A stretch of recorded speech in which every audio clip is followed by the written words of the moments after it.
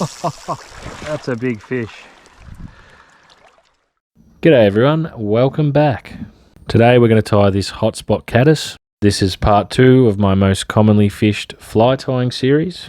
If you missed part 1, I'll put it up on the screen now so you can click on that link. Before we get started tying, I've just added in this 1-minute clip of me using the fly we're about to tie. Yep, that's on, and it's not a bad fish. Oh, it's solid as. Wow, I wasn't expecting that. I was expecting a tiddler, mate. Whoa, I'll just sort my line out.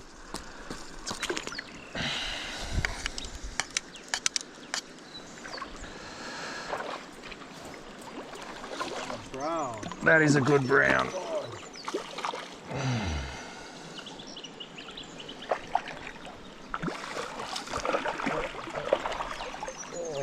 That's it, I got him.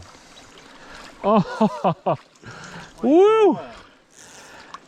That is an awesome brown. That is actually, for this river. I've never caught one that big in It's here. wild too. Yeah, it's wild.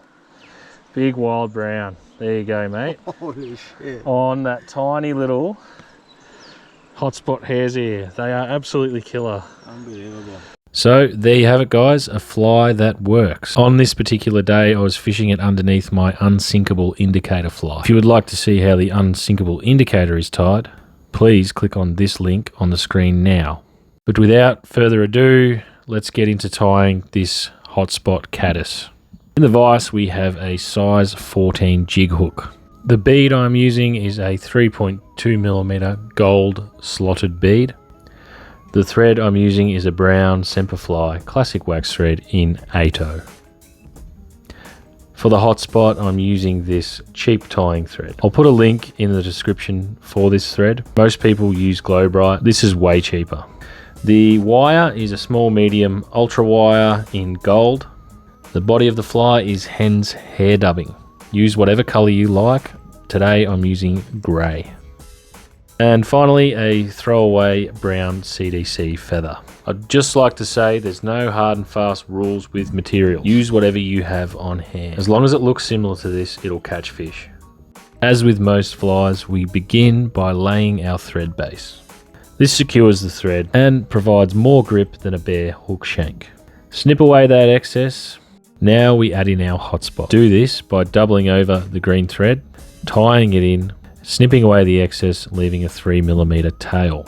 The next step is to add our wire rib, starting at the tail, wrapping up towards the bead and coming back down to the tail.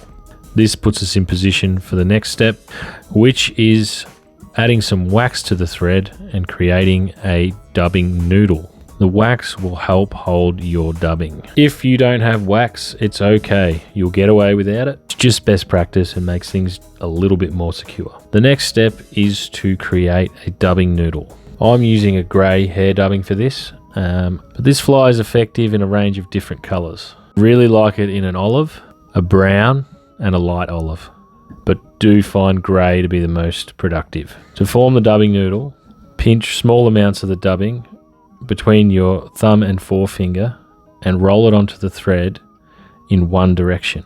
Repeat the process until you're happy with the way your dubbing noodle looks. Begin wrapping forward and give your dubbing noodle another spin after your first wrap. This just anchors everything down. Once you're happy, wrap it forward and create the body of your fly. I like to do a slight taper with this, but in reality this is a caddis and it doesn't really need to be tapered. Once you've worked your way up to just behind the bead, it is time to bring forward that wire, counter wrapping in the opposite direction to secure down that hair dubbing.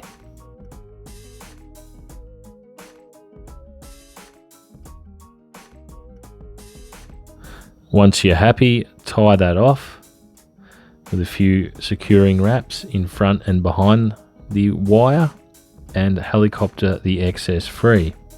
At this point, I like to give it a good brush out with a bit of Velcro.